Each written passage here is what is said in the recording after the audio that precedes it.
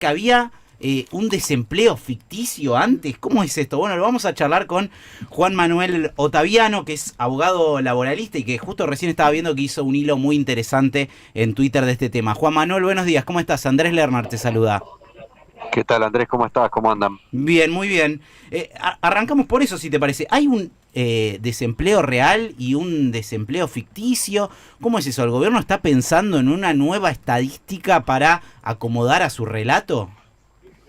Bueno, a ver, Milei está hablando desde anoche de una cifra de desempleo, en realidad de desocupación sería el término adecuado, unos 10, 12 puntos mayor a la medida oficialmente, con una cuenta, una suerte de cuenta antojadiza en términos estadísticos que toma una base, un universo distinto al que toman las estadísticas oficiales. Las estadísticas oficiales toman la población activa que tiene trabajo, busca trabajo, y así se mide básicamente quiénes están ocupados y quiénes están desocupados. Bueno, a esto el presidente le resta el empleo público, que no lo considera empleo real, le resta los planes, que ni siquiera son considerados en las estadísticas oficiales, y además toma un universo de la población en edad de trabajar, es decir, todas las personas mayores de 16 años hasta las personas que se van a jubilar. Claro. Me parece que es muy llamativo que esta suerte de indicador inventado aparezca justo antes de que se puedan conocer las cifras del aumento del desempleo, de la ¿Cuándo se van a desocupación conocer esas de los cifras? últimos meses. Bueno, en este mes, sobre todo las del trimestre que pasó, digamos, las del verano, donde ya hubo, donde ya sabemos que hubo indicadores de aumento de la desocupación, sobre todo en el sector de la construcción y también de la manufactura, también en Sí. empleo público. Es muy llamativo, ¿no? Sí, entiendo, el dato oficial que hay es del mes de enero y cayó 0,5% el empleo, ¿no? Que son como 30.000 puestos de trabajo menos. Bueno, es que lo que sucede es que hasta el último trimestre del 2023 la desocupación era realmente baja.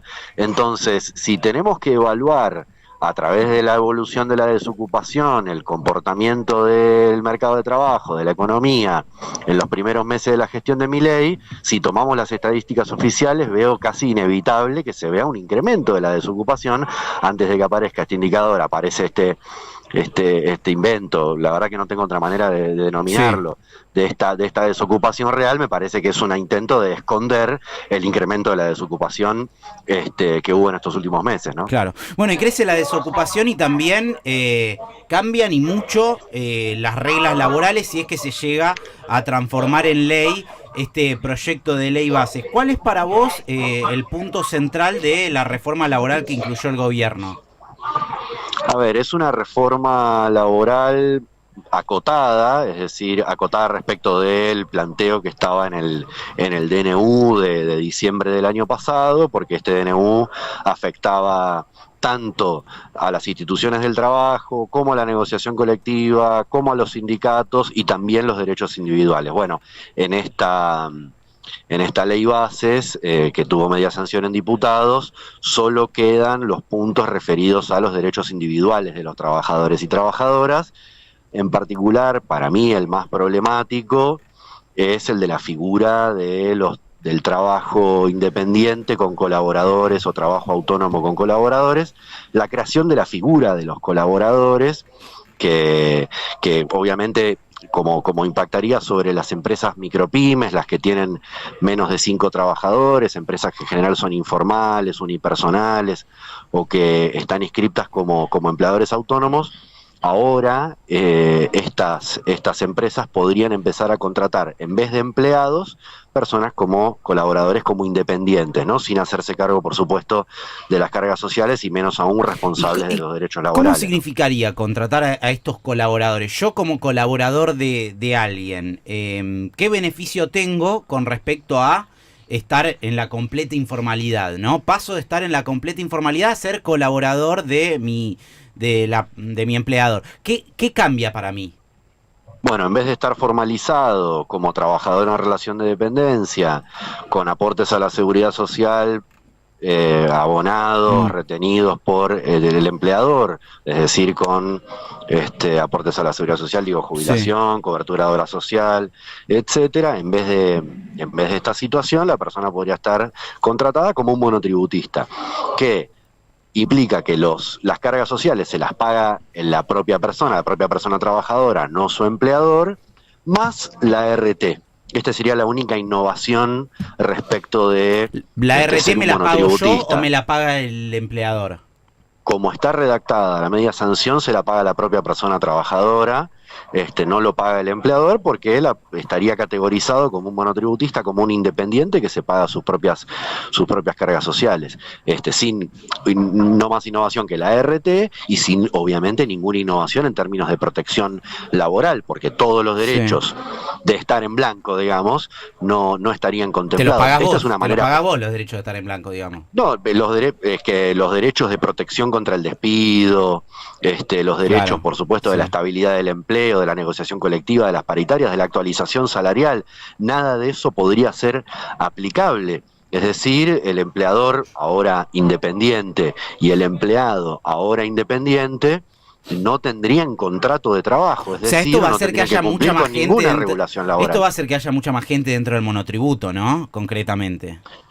Esto sería, por un lado, la legalización del no registro en las empresas que están informales y que contratan de manera informal, y obviamente un aliento para contratar a través del monotributo en las empresas en donde sí están registrados, porque ¿en qué posición queda una microempresa que está cumpliendo hoy con el registro, con las normas laborales, que contrata adecuadamente a sus trabajadores, al ver que otros empleadores pueden inscribir a sus trabajadores como monotributistas para que se paguen sus propias cargas sociales? Sería el accidente, un gran acto de deslealtad económica, ¿no? El accidente termina corriendo por parte del empleado en este esquema, ¿no? Los costos de la RT por parte del empleado, en todo caso, le queda obligada a la empresa aseguradora que contrate el propio empleado a través del, no empleado, el independiente a través del monotributo. Esto es un cambio de paradigma en las relaciones laborales de la Argentina, podría serlo. A mí, por lo pronto, me parece una solución poco innovadora para resolver el problema de la informalidad, es decir, cambiarle el nombre a lo que es formal e informal no es una manera adecuada de resolver el problema de la informalidad, porque hoy ser informal significa que las personas estén vulneradas en sus derechos laborales. Bueno, esa situación se convalidaría como legal, ¿no? Digamos, no es una manera muy precisa y adecuada de resolver un problema, es legalizarlo. Claro, me paro del otro lado, Juan, porque ahí está el ejemplo que está poniendo prácticamente todos los días Lucas Liach, el ex vicepresidente del Banco Central, que está muy cerca del equipo de Javier Milei y está hablando mucho de este tema en Twitter. Dice, por ejemplo, esto sirve para un jardinero que tiene 2 ayudantes, dice, para que pueda de alguna manera formalizar a esos 2 ayudantes. ¿Aplica esto? ¿Vos lo ves de esa manera, que también puede ser una herramienta para algunos sectores? Porque es impensable que un jardinero que tiene 2 ayudantes vaya a conformar una SA, una SRL y contrate empleados, ¿no? A ver, en primer lugar, hoy la forma más típica de no registrar trabajadores es inscribirlos en el monotributo. Es decir, esta propuesta lo que haría sería confirmar una forma de lo que se conoce como fraude laboral. Ahora bien, si en ese ejemplo, digamos, el trabajador independiente es verdaderamente independiente, es decir, no trabaja de manera constante, periódica, permanente y con una jornada fija para ese jardinero, digamos, siguiendo sí, tu vamos ejemplo, con el jardinero, sí. Ese tiene que ser clasificado como un independiente, porque el trabajo es independiente. Ahora, si es un trabajador que está empleado, ¿sí? El monotributo no incrementaría la protección laboral ni para el independiente empleado, digamos, ni tampoco para el empleador, en el sentido de que en este caso el empleador también es un empleador informal. Y esto lo que hace, esta solución que plantea la reforma laboral de la ley Bases, lo que hace es atacar el problema del trabajo, ¿sí? Pero no ataca el problema de la informalidad económica. Probablemente en este ejemplo que vos me decís, hay un jardinero que él está informal y lo que no tiene es la capacidad de afrontar otros costos en impuestos, ¿sí? Otros costos en impuestos que a su vez le impiden contratar a sus empleados de manera formal. El problema de la informalidad tiene que ser atacado desde diversos ángulos porque sus causas obedecen a diversas cuestiones, a diversas causas, porque es multicausal el problema de la informalidad. Acá solo se está abordando el problema de los costos laborales, cuando los costos pasan por muchos otros lados, digo, ni hablar de ganancias, ni hablar de bienes personales, ni hablar de los impuestos a los ingresos, etcétera. Claro, totalmente. Juan Manuel, te agradecemos un montón este rato. A ustedes.